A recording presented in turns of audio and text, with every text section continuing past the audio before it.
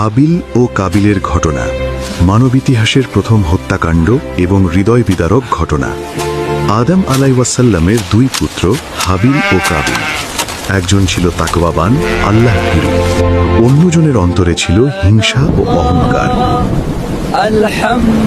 তাদের পিতা আদম আলাইহিসসালাম বললেন, হে বৎস, আল্লাহর সন্তুষ্টি অর্জনের উদ্দেশ্যে তোমরা দুজন কুরবানি পেশ করো।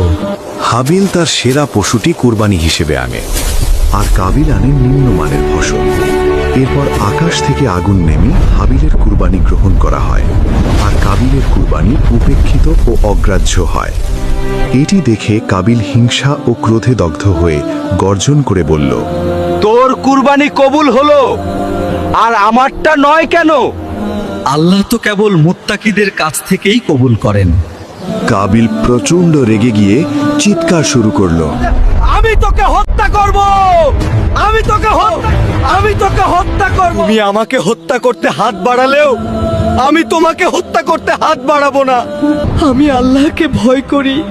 আমি চাই যে তুমি আমার পাপ ও তোমার পাপ নিজের ওপর বহন করো, ফলে তুমি জাহান্নামীদের অন্তর্ভুক্ত হয়ে যাও।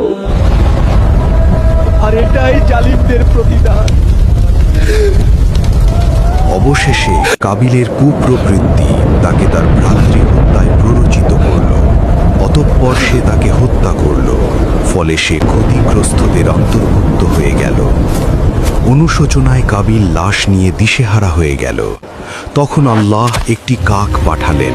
সে মাটি খুঁড়ে দেখালো কিভাবে ভাইয়ের লাশ গোপন করতে হয়। হায় আফসোস, আমি কি এই কাকটির সমানও হতে পারলাম না? আর সে গভীর অনুতাপে ডুবে গেল। এই ঘটনা আমাদের শিক্ষা দেয়, হিংসা ও অহংকার মানুষকে ধ্বংস করে, আর তাকওয়া, আল্লাহ ভীরুতাই আল্লাহর কাছে গ্রহণযোগ্য।